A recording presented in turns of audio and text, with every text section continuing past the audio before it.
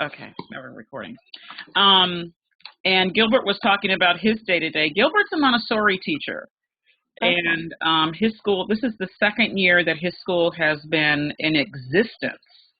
And last year it was the school from another planet.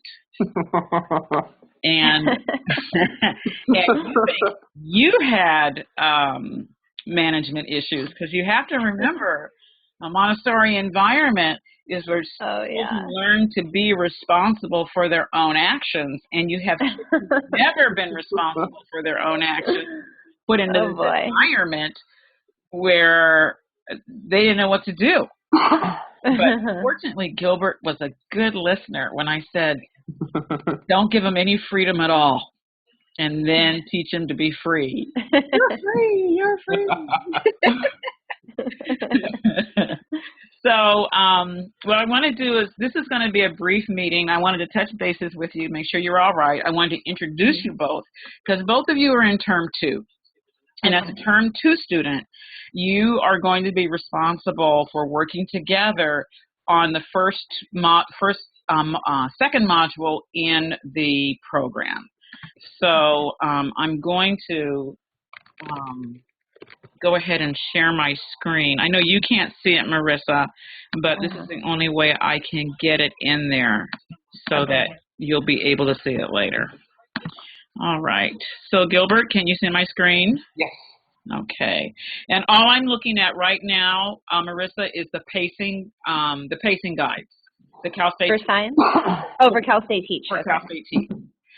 Once you got over the shock of opening this up and going, what the hell are all those other things on there? You obviously know your modules are down at the bottom. So your Term 2. And modules 8 and 9 are companion modules. Module 8 asks you to investigate inquiry learning and to outline a lesson. You look at a tape about inquiry learning. You talk about what is inquiry learning. You reflect on how inquiry learning is different. You make questions up that will scaffold for inquiry. Because inquiry means question. You're solving a question. You are thinking about thinking. You're presented with a challenge, and you have to figure out a way to work through the challenge. And it implements constructivism, a little bit of direct instruction, and a whole lot of students interacting with the problem with particular skills that you may have to give them so they can begin to apply them to solve this issue. In this case, you will be doing a science lesson that they're going to want you to integrate technology. That'll be in the second one.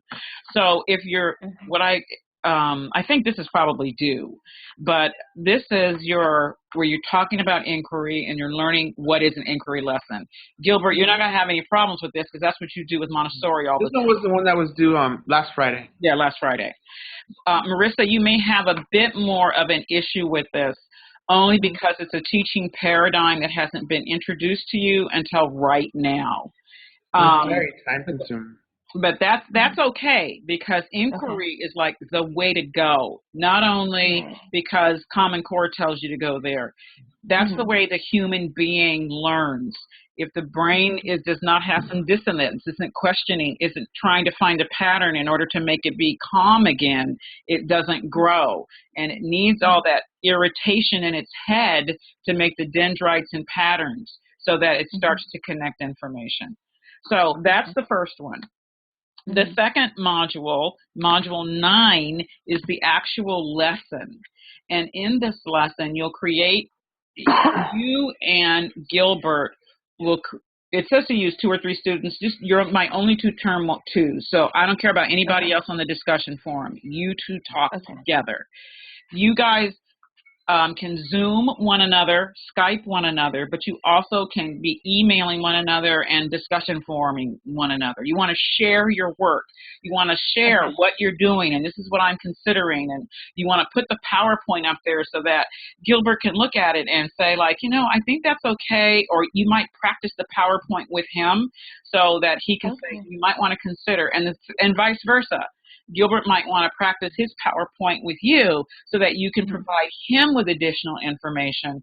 So what you're doing is you're starting to collaborate. And unfortunately, this is the only module where you collaborate on anything. Everything else is individual. But if you want to in the future, if you like this collaboration and you two want to continue to work closely together, I don't have a problem with that at all, because you do need synergy in order to truly learn, and it's difficult to get synergy when you're talking to me and a computer. I mean, there's not much synergy there. So the first one, activity 9, let me go back for a second. What's really important is learning how to scaffold your questions. So there are 3 levels of questions. Level 1 is always concrete. If you imagine a picture, the first question is, tell me what you see. And if it's, I see a bowl, I see a flower, I see the sun, I see ground, I see a tree, I see water, I see a cow, and I see a duck. Okay, and what else? I see the duck in the water. Okay, and what else do you see? I see the cow looking at the duck. I see the sun on the left. So you want to get as much detail. That's just gathering data. The second kind of question, and you're checking for content. That question is always about content. It's like, do you know the stuff? What's the stuff? Just all about facts. The second level of questioning is about taking the data and interpreting it and coming up with what you think is happening or what you think might take place. So it's kind of a hypothesis, but it's based a little bit more on concrete information. So of that picture that I just talked about, a child could say, I think that's a farm. And you would say, tell me why you think that's a farm. Well, farms have cows, and there's a tree, and the cow looks like it's around a whole lot of grass, and cows eat a lot of grass, and so I think it's a cow. Then you could say, well, what time of day do you think it is? And if the kids say, well, the sun is on the left, well, now you're positioned for, well, do you think that's morning or do you think that's evening? Well, it's on the left, that means it's in the west. And if it's in the west, that means the sun is getting ready to go down.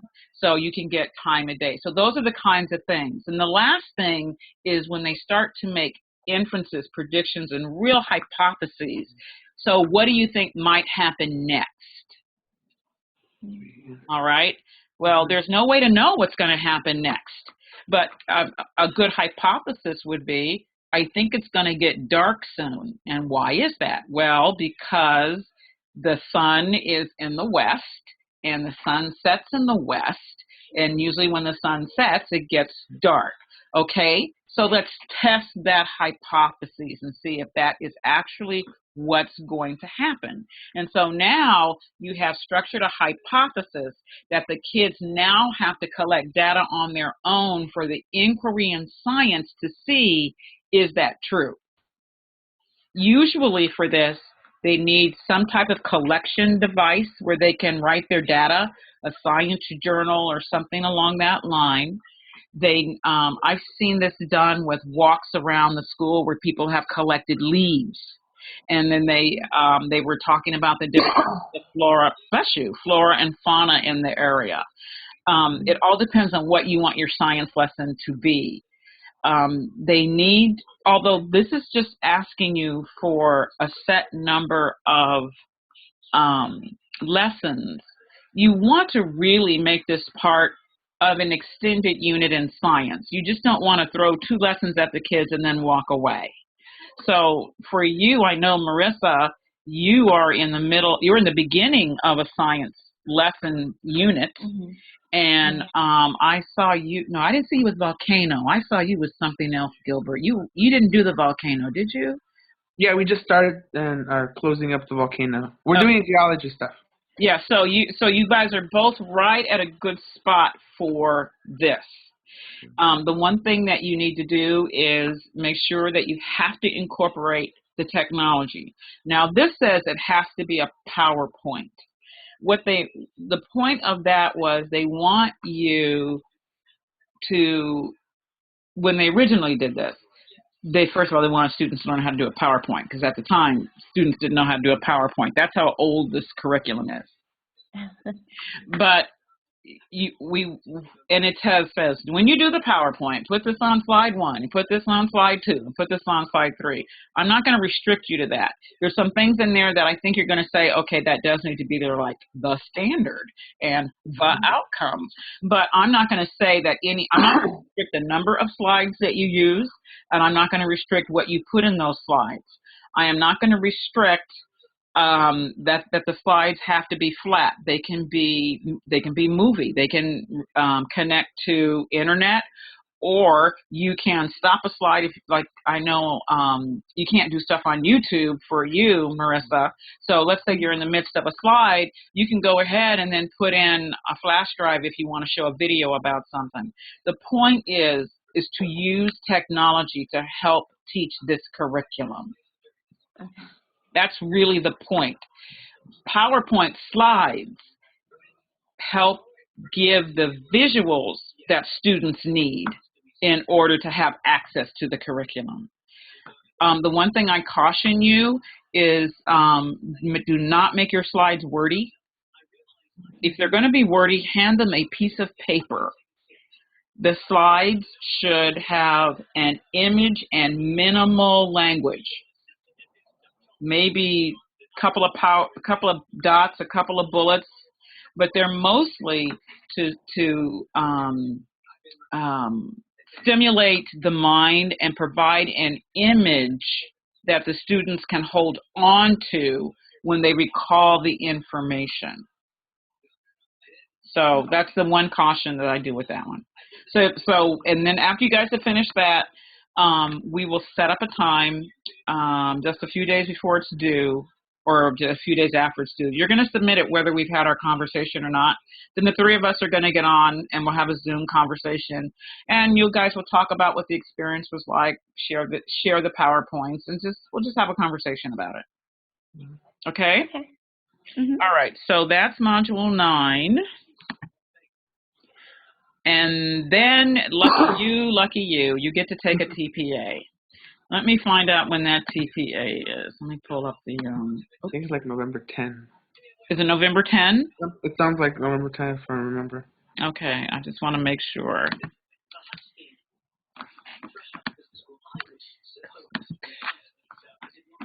So, let me make sure that should be on my screen. November TPA, Friday, November the 1st. Okay. It's due on the 10th week, which is Monday, November the 1st, which means you are going to have yours prepared and uploaded by October 31st. And let me tell you why. You can upload it prior to October 31st, but you really do not want to upload your document on the morning that it's due, because this is a statewide upload. And that means you are competing with everybody in the state to upload TPA 1, TPA 2, and TPA 3. They're all due at the same time. And the system can be slow, the system can crash. I've seen it happen. You have to have this up. I just put it on your calendar that it's due October 31st. Okay. So you know you're going to finish it and upload it on Sunday. What that does is if you have a problem with the upload, there's somebody in the office that whole weekend who can help you with your uploading should there be a problem. Okay. You will, you'll need to watch the web page when you open it up, your home page, for the announcements of the TPA training prep, the TPA prep classes. I encourage you to attend 1 or 2 of those prep classes, because writing a TPA... Are you referring to the Cal State Teach website? Yes. Or a TPA? Okay. No, the Cal State Teach website. Your disadvantage is there is no model for TPA 1. That's your Yeah. disadvantage. Offline, we can talk about that. Okay. Okay. Is it different from the other ones? Yeah. The structure? Okay. TPA 1 is different than the others. In TPA 1, you are given 4 scenarios, and there's only a limited way you can answer these scenarios. In all the other TPAs, you provide all the work. They give you prompts, but you use your own work to answer the question and you're using a lesson that you've taught to your kids and your student work and all this other stuff. So that's more authentic. There's the first one's on the fundamentals of education. Can you write a lesson plan? Can you adapt a lesson for a special needs student? Can you adapt a lesson for an ELD student? Do you know how assessment informs your practice and how to use it? That's basically what the first one is. All the other ones have a specific focus. One is your clinical at the end, which is everything, where they're going to take a video of yourself in addition to the writing. The one before that is on assessment, where you do a lot, you get a lot of information about your class, and then you have to build a lesson based on that information and demonstrate how that information informed how you structured that lesson and how you modify that lesson for your special needs and your ELD. And then you have student work that you have to then describe. What does the student work tell you? And from that, what are the next steps that you're going to take? The one before that one is seeing how you implement pedagogical strategies and activities in order to make them accessible to all your classes. They want to see you write your own lesson plan, so you adapt your own lesson plan and see you implement it and then see how that went. Okay. So there are prep classes for all of those. Go to all of them. Whatever you do, and they're going to be offered multiple times. And they're in our area? They're going to be online. Oh, online. Like this. They're going to be a Zoom. Gotcha. Okay. So that's November. That's November the 1st, October the 31st for you guys. Okay. Okay. The next set of things is. I did have a question, Connie. Go ahead. Oh! Before your question. 2 weeks. Okay. But you're gonna have Module 12. Like, this is before your question. I got to do this or I'll forget. Module 12 is the Student Health, Special Needs, and Student Study team. I like to give my students a couple of weeks to just concentrate on the TPA, especially the first one. Okay. They only give you a week. They give you weeks 9 and 10. So they do give you that couple weeks. If you can finish Module 12 on the 18th, then you'll be fine. You'll have 2 straight weeks. If something comes up and you get pushed back, you're going to bump into your TPA. I know that report cards are going to be due somewhere around in here, and parent conferences are going to be taking place somewhere around in here, and things are going to come up that's going to push this back. You just have to get in touch with me. We'll work out another schedule. But I want you to know that the TPA, as we approach it, those 2 weeks, I'll have you drop everything. And that's all I want you to do is the TPA. Okay? I don't care if you're finished with modules or not. You're just going to work on your TPA. Okay. Now you can ask me a question. Oh, I didn't see anything about the seminars on the website for when they're coming up. That is because they're revamping them. But I did get an email, and let me see if I can find it while we're doing this. Actually, you know what I'll do? I'll just write down. They should be announcing it. Okay. Seminars. So I wanted to start planning for them.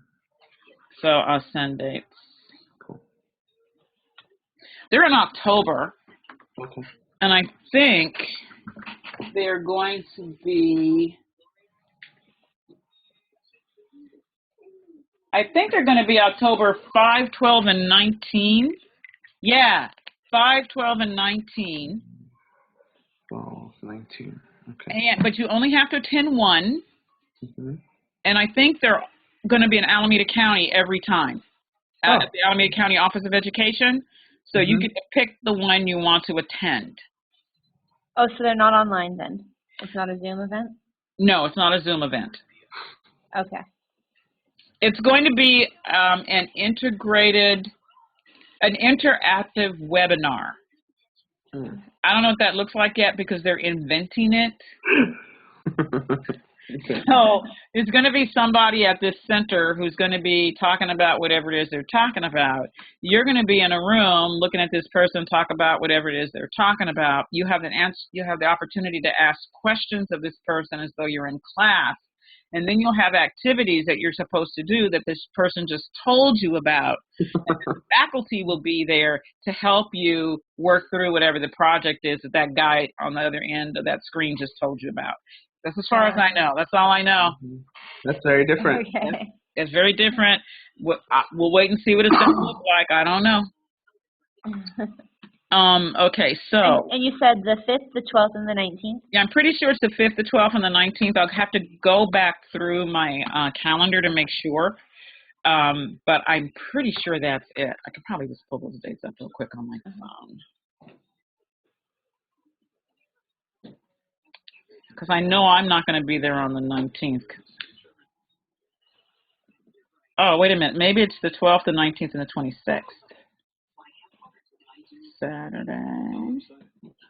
No, it's not that because I'm on a conference. So it's the 5th, the 12th, and the 19th. Okay. Yes. Super Saturday is the 5th. Yeah, that's it.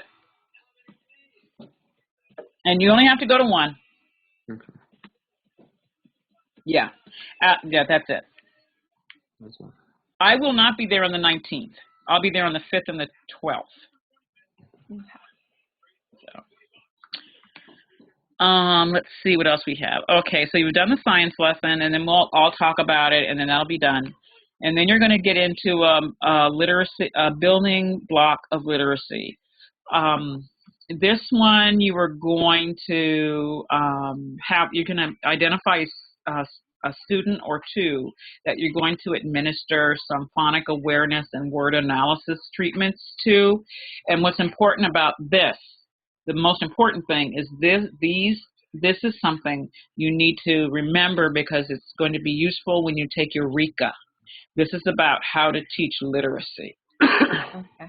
So there's some stuff about phonemic awareness and word analysis, and then RTI, and what kind of response to intervention for reading instruction.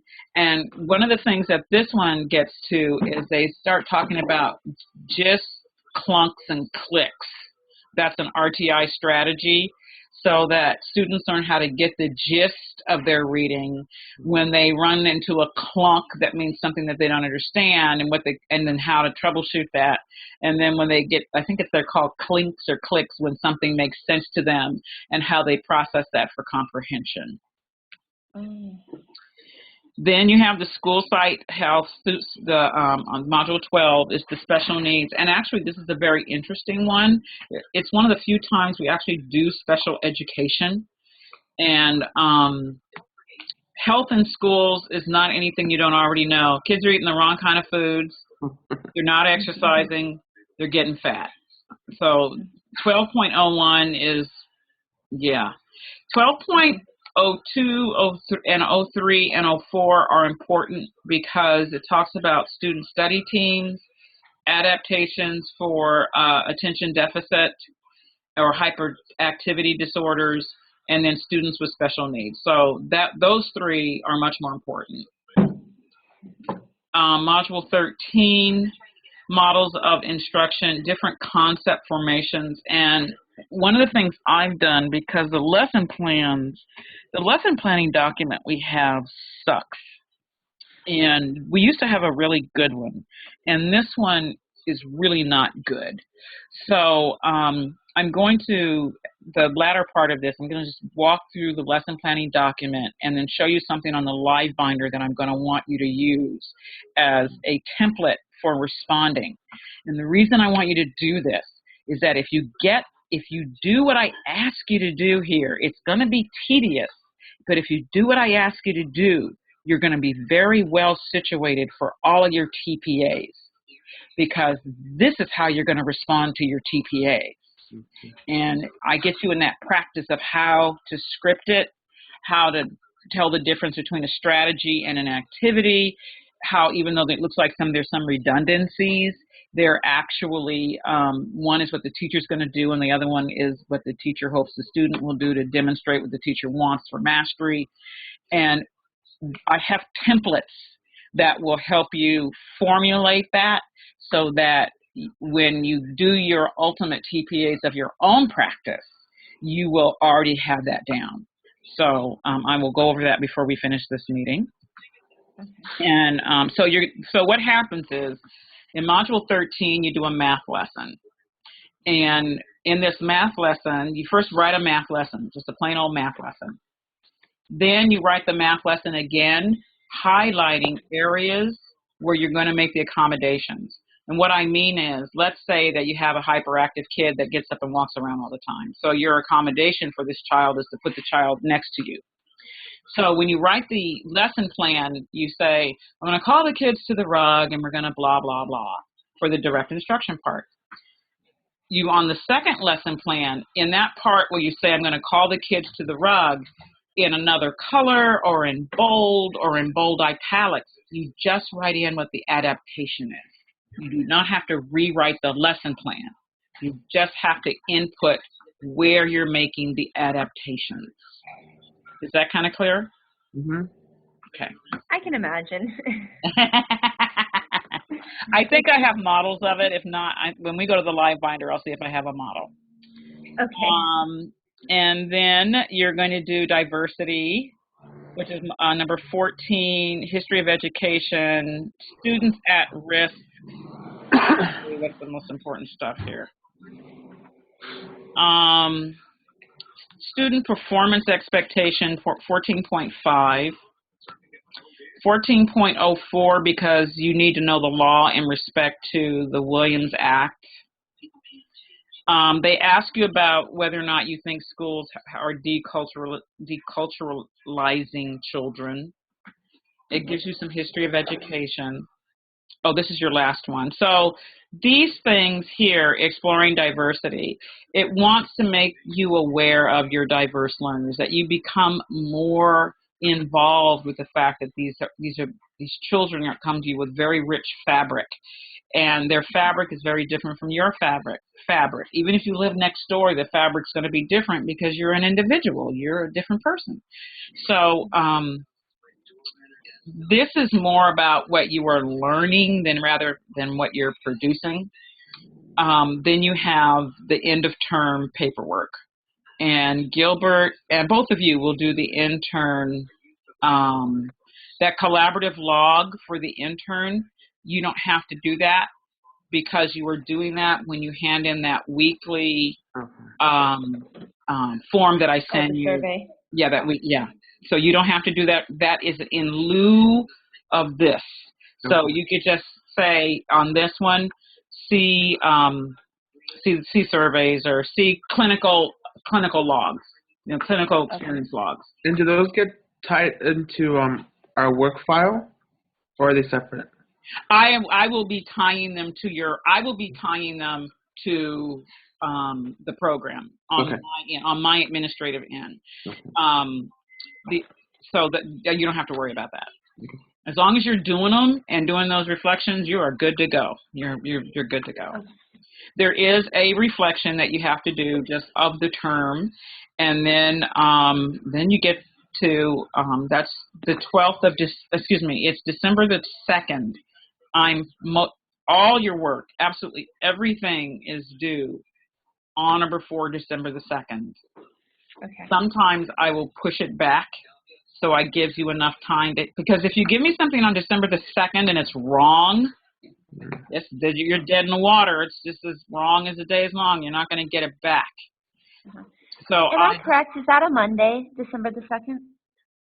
I have no idea. Oh, okay. I thought maybe you guys were looking at a calendar. Sorry. Oh, no, I can look at the calendar. I just have to pull my phone up. It's on Oh mine. no, it's okay. Don't worry about it. I'll look. No, later. it's a Friday. It's a Friday. I'm almost positive it's a Friday. We never end the term on a Monday. Okay. We always end the term on a Friday. Okay. But not this time. It's a Monday. Oh. Oh, it is. Okay. Oh, you know what? They say that's your work is due on that Monday. Nah, that's not going to work. For my students, you will all get an email to this effect. I'm not taking work on Monday that has to be graded by the 6th. I will most likely, I'm going to let everybody know now, and I'll get this letter out now so people will not say, you did not tell me, I did not know. All work needs to be to me by 11/29. Okay. So everybody's going to get that. It's the only way I can get it all done. Okay. So I need to send that out. You guys got it right off the presses. Okay, so 11/29 is going to be the drop dead date. So that's the pacing guide. Now let me come out of share real quick. Nice to see you again, Gilbert. LiveBinder. Oh, are you guys familiar? Are you guys comfortable with the lesson plan observation event? It's where we make the LPA first and then link it to you. Yeah. I think it's the week before, if possible. Right. I just want to make sure. Let me pull it up. Lesson plan observation event. I hate this. Let me see if I can open one. Oh, great. I got one to open. Okay, I'm going to share my screen with you again.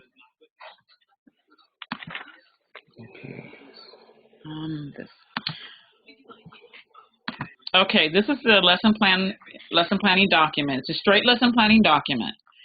What happens, though, is once you fill out the lesson plan, let me go back one. Once you've filled out the LPA, you go over to the part that says observation event. When you do that, you have linked your observation event to me, but it also opens up another window, and the window looks like this. You have to make sure that you identify the 1 or 2 or 3, don't do more than 3 right now, TPEs that you want me to focus on, that this lesson is going to focus on. So let's just say, and when you do that, hers doesn't show it here, you will pull up the TPE, you'll look down into the TPE and it'll say exploring, applying, proficient, or exemplary. You will click one of these where you think you are, like interpreting and using assessment. So maybe you've been struggling with checks for understanding. So you say, I do it sometimes, but I don't really do it enough. So I'm kind of basic. I'm going to say exploring. When that happens, there's going to be a check mark that goes right by that TPE. So when I open this up, I see that check mark. So I open it and I say, oh, this person thinks they're exploring. You can add information down here. You can add something you want me to see, or I'm going to be using this technique to check for understanding. You can be more explicit. Then when I'm looking at you do your work, I open up the TPE and then I click. When I click, there's a second check mark that shows up. That says, oh, Connie looked at that. Let me see what she said. I might say you actually demonstrated application. All right, and then I will address that when I come down here and I'm writing explanation about things that are happening. Okay? I know, Marissa, you can just imagine it. Yeah. Once you see the video, though, it'll all really be clear. It really Okay. It's, I think I am picturing it. Is it this TPE? that we're looking at right now? Can you see something on your iPad? No. I'm just trying to go to, are we talking about the end of Module 9, like the reflection? Oh. Or is there? No. When you do your lesson, your TPE can be on anything. Okay. It could be that in this particular lesson, the TPE you want me to focus in on, or that you decided to focus in on, is English language learners. Okay. That you want me to really look closely at how you are implementing SADAI strategies in your classroom. Okay. Okay. But the observation event, I'm sorry, I'm just trying to see. That's all right. Is that in 9 point? No, the observation event is when you go into My Work. Okay. You go into create a lesson plan. Okay. You title the lesson plan. And what'll happen is after you title the lesson plan, you know, that's how you open up the lesson plan and you start filling it out. But next to it, it says copy, rename, repeat, or OBS event. When you click OBS event, it takes you to that screen that I just talked about. Okay, gotcha. Okay. And so all you really did was write a straight lesson plan. You just said, Connie's going to come observe me. I need to write the lesson plan up and send it out to her a couple of days in advance so she can see what I'm going to do. So I read through the lesson plan, and then I look and see what are the TPEs that you want me to focus in on. Okay. Okay, and that's our pre-conference. If there's something I need to communicate to you, I will do it, which means that there's maybe something that you need to adjust. If I don't communicate to you, it means that I found your lesson plan acceptable. If you have a question about the lesson plan and you want me to look at something and give you feedback immediately on something, just let me know. Okay. Okay? So then once you have taught the lesson, let me go back to the one that you can see. Observation event. Let me go to Jennifer's. Maybe she wrote something. No, she didn't do it either. So these were so badly filled out last time. That's why I'm going over them with you guys. Not that you were, just in general, they were just filled out. Normally, when you come to the event, it'll say instructional strategies and then commendations and recommendations. Normally, I can write over in that section, but I usually don't. I usually will write in the section that says post-observation conference reflection. And the reason I do that is because of the way that I take notes on an observation, which is a stream of information. And it's difficult for me to put stuff in boxes. It's just hard. I just don't think that way. So I just wanted you to know that. Sometimes I will write in those boxes, and you'll know when you see them, you'll go like, oh, that's what she's talking about. But usually I will just write post-observation conference reflection, because that's really what I'm going to tell you. That's what we need to talk about. And then if I can see you after the lesson, great. If not, I do one of two things. Sometimes before I leave, I'll try to give you one tip or give you something encouraging, and then I'll say, I'm going to send the observation to you. I want you to read it. If you feel we still need to conference, let me know. If I feel that I need to talk to you, I'll say, I'm going to send you the observation event and I want you to read it, but I also want us to have a follow-up phone call. When are you available? And that's only if I cannot see you right away, because you're interns. And most of the time, I won't be able to see you because you're teaching. So is that okay? Mm-hmm. Okay, so that's what the post-conference is this junk that I write here. Now, the last thing is, and I don't know if there's one here. Did anybody give me one? The video conference, maybe. Oh, he's got one. Good. Okay. Oh, when you look at this, Gilbert, you can see it. You see there's a check mark and then there's an S check mark? Yeah. That means that he wrote down something and I wrote down something. He wrote this and I wrote that. Or I can't, maybe that's the student. That's the student. Is the S for student and the check mark for you responding? Yeah. Okay. Okay. So that's just that. So that's what that means.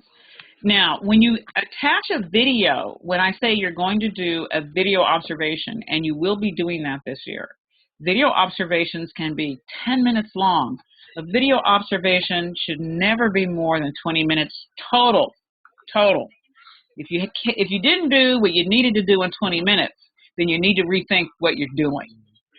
So what I'm looking, and you can be very specific. You can have a 20-minute video with a note that says, I really want you to look 3 minutes in or 7 minutes and 22 seconds in. At which point I will go to 3 minutes in to start and see what's happening. Or when I get there, I'll look at that more closely, and so on. When you submit that video, you have to watch it first, and you have to make annotations on the video. So your annotations then become down in the bottom area where it says video annotations. And then when I look at the video, I make annotations there as well. And my annotations couple with your annotations. So we kind of have a conversation. Could you excuse me for 1 second? My dog's barking and my husband can't answer the door. Oh, maybe he did. Did he answer the door? Did your daddy answer the door? Go sit. Okay. Okay. Got it. So I just want you to understand, when I ask you to do the video observation, you have to annotate the video. And there's a video for how to annotate the videos. Right. Okay, so let's stop sharing again. Any questions about the lesson plan for observations? You guys are good? Yeah, we'll know ahead of time when you'll be coming in, so we know when to put it up. Yep. I'm going to start not next week, but the week after. I'm going to start. I'm going to send out an email blast to everybody. If you want to schedule it now, you can. But I have to start scheduling my first set of observations. Let me go to LiveBinder, and then we'll be through. And we can all go get drunk.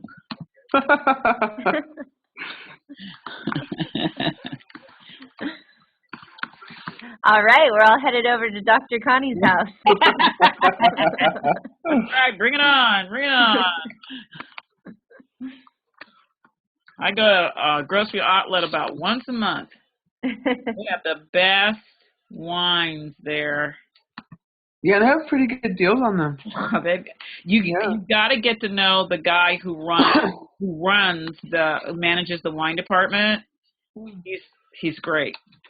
Which one do you go to? I go to the one in downtown Oakland. Oh, that's a really good one. Yeah, but there's one in Berkeley too. Yeah, I've gone to that one. Yeah, so, okay, let's get this screen share going. Oops, I forgot to say which one I was sharing. Hold on.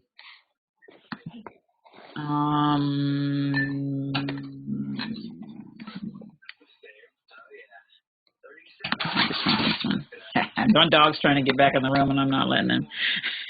All right, so we're in the LiveBinder, and you all know how to get in there. I just want to show you the changes that I've made. It does look really different. Yeah, well, first of all, it's color-coded. Yeah, color with that. If it's in green, you can ignore it. Okay. Green has nothing to do with you whatsoever. The tabs that are in gray are still your tabs. There is a module 13, and even though the format is a little different, it's a good model of a lesson. So I put it up here for you to see for module 13. There is how to write a reflection. You all know how to do that. And please remember to have your focus TPE at the front of your reflection. There's a video in there that explains how to do it, and you have multiple examples, and there is a video in there that tells you how to do it. And there are multiple examples. There's all, yes. Dr. Connie, so, you know, I've really kind of struggled with the reflections. Would you say that I've got the format down a little better now? Yeah, I think okay. So. And now I'll have more personal experience to throw in there. So. Yes, yes. There's also a tab that sends you to a place where you can see TPE mastery videos. If you're struggling with something, I'm going like, you're still not doing this with the lesson. We got to figure out, you can go and look at what mastery of a particular benchmark looks like. My dog opened the door. He's very, very determined. So what's nice about these videos is that they'll say, they'll show you one and they'll go, this is not direct instruction. And then they'll show you another one and then they'll go, this is direct instruction. So you can see what the difference is. Because some people really, really, really, really need that. But I just want you to know that that is there. What tab are we looking under? That one was in the how to write a reflection. Ah, gotcha. Okay, and the tab, the sub-tab under that, it's the last sub-tab. It says TPE Mastery Videos. And are these different than the ones that are on the TPE website? No. The same ones? So. I think they're the same ones. Okay. I probably just send you there. But I just try to make it one-stop shopping when possible. Yeah. Okay, preparing for an observation. These videos tell you how to prepare the observation event in the event that you forget, can't remember, get confused, I send it back, whatever. There is also a tab right next to it that says Observation of the Event Quick Start Guide, and it's a PDF. If you want that, you got it. It's in the resources section, so that's no big deal. Module ELD, really important. In your lesson plan, oh, that's the one thing. In the lesson plan, when it talks about the lesson, you have your standard. You make sure you're not only putting your content standard, but you're also putting the ELD standard. That will get your LPA kicked back to you immediately. I won't even read it any further if I don't see the ELD standards that you are going to also be addressing in this module, in this lesson. And when it talks about the outcome, obviously there's the outcome for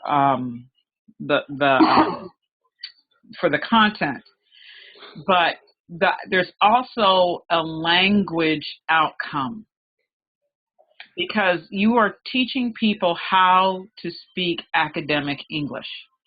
So if the ELD standard says, because they are beginning, that the student would be able to identify or say in small, would be able to say in 1 or 2 word expressions or identify the correct answer for something. If I see you asking this kid to give you multiple complex sentences, then I know you don't know how to teach this kid. So in the outcome for this child, based on what the standard says, you would write something like, for ELD outcome, student will be able to identify 4 of the pictures about volcanoes. He's not going to be able to verbalize. He doesn't have enough language. Student will be able to say the vocabulary word and point to the picture. That's an appropriate SADAI response. Student will be able to write a paragraph is not appropriate. Then later on, when it asks you for adaptations, when you click, I'm going to use SADAI, that's really nice, but you have to be very specific about what the adaptation is. So you need to fill that out. I need to know what the SADAI strategy is, or the adaptation, however it is, and it has to be articulated. If you don't do this now, you will never do it in your practice. It'll take you forever to start doing it, because you will get embedded with the idea that little Johnny is just going to get it, and little Johnny isn't going to get it, because he needs to learn language. The thing about this is that it helps everybody learn the language, but everybody benefits, but ELDs must have this to benefit. So always think of this as just a really great teaching. How can I bring in more visuals? How can I provide sentence stems? What can this child do? And that's what your standard will be able to tell you. At a particular level, a child should be able to do these things. So if you have a kid in the class that can't do these things, then you know you have to work on getting the kid there and then pushing the kid forward to the next language level. Okay, so I just want you to know, if I kick it back and I say there's no ELD, you know you got to go back and fix that. Okay. ELD manuals, strategies, language functions, and then the Mondegrin melody, which is my favorite thing in the world. Old curriculum. Intro PowerPoint inquiry question. What is this? Introduction PowerPoint inquiry question. Oh, the inquiry based. Oh, under the yellow tab that says Old curriculum, you will see module. It says inquiry question examples. And this was a really good example that I got from someone who did module 8. I already know you've handed it in, but I'm sorry. You said under old curriculum. I don't see that tab. It's a tab that should say old curriculum right next to ELD. It's blue. Oh, I'm sorry. Of course. You got it? Yeah. Mm-hmm. Okay. Click that open, and then there are 3 tabs, and one says inquiry question example. And so this is about inquiry-based instruction, and it was just a really good, it was just really well done. It was one that I had at the time that was well done. And then there's a video for creating inquiry questions. Module 8, Module 9 are there, Module 13, blah, blah, blah. Module 15, you guys don't do that, that's next term. I get confused. I get very confused. What else do I want to show you? There's something else I need to show you.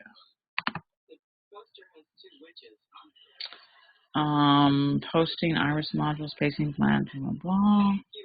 That's, lesson planning 101. Even though it's green, this is still relevant to you all.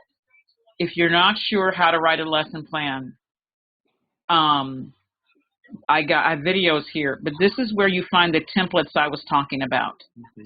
And I'll open one up. I'm opening up the one that says Inquiry Lesson Template. And all these are in the resources section. I just took them right out of Cal State Teach. But these used to be available for students in the lesson plan itself, and they're not there anymore. And all it does is help guide you.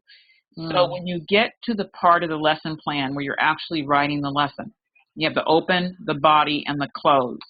It tells you, for an open, you want to have a discrepant event. And then you want the students to state a task for the student, or for them to think about something. Like I did that picture, the discrepant event is, so what do you think is going to happen next? Because they don't know. Now they got to think about something. So here is where you open the lesson to get them ready to learn. Here is the lesson itself, and then down below is the close. Make sure you have a close for the lesson. A close for the lesson is not going to their seats to do a handout. A close for the lesson is you going back to the students, and you can poll what they've learned. You can ask them to repeat stuff. You can ask them to share something with their partner. But it's a way for you to get that final check for understanding before you actually set them out there on their own. So just make sure you understand that that's what a close looks like. The independent work is just that, independent work. It's outside of the lesson itself. It's a check for mastery. That's what independent work is about. This is before you release them for mastery. You may find out that you can't release them, that you need to go back and reteach the lesson, but you'll only know if you have a close. So what I did is for all different types of lesson plans. In the lesson planning, there's unguided, understanding by design, the understanding by design process, direct instruction template, what it looks like when you write about your students. That should be extremely detailed, and there's a very good one here. You only have to do this once. The procedure narrative. This is really important. Make sure that you script it like it's a script. Hello, children. Please, and now put your pencils back here. Just say it. Just write it out like it's a script. This is the only time in your life you're going to have to do this.